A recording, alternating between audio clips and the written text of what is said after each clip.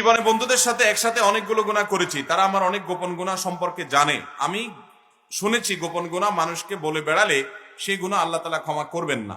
এখন আমি তওবা করলেও কি সেসব গুনাহ মাফ হবে না?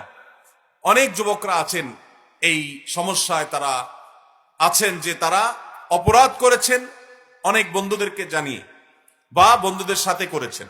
এখন তাদের কি হবে? উত্তর হলো, এখন যেহেতু সেটা তাদের অন্তর থেকে মুছে দেওয়া সম্ভব নয়, এটা নিয়ে পরেশানির কোনো কারণ নাই।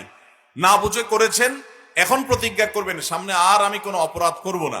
আর অপরাধ করে মানুষের কাছে বলে বেড়ানো, গল্প করে বেড়ানো, প্রকাশ্যে অপরাধ করা এটা আসলে জঘন্য, আরো বড় অপরাধ। নবী সাল্লাল্লাহু আলাইহি ওয়াসাল্লাম বলেছেন, কুল্লু উম্মতি মুআফান ইল্লাল মুজাহিরুন, আমার উম্মতের সবাইকে মাফ করা হবে, তবে যারা প্রকাশ্যে অপরাধ করে তাদেরকে মাফ করা হবে না।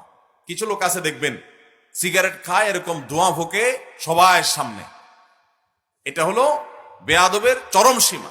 আরেকজন খায়, ময়মুরব্বী দেখে, বড়দেরকে দেখে, সে লুকাবার চেষ্টা করে। এই লোকটা অপরাধ করে, কিন্তু এই অপরাধটা ক্ষমা হতে পারে কারণ তার ভিতরে অপরাধ বোধ আছে।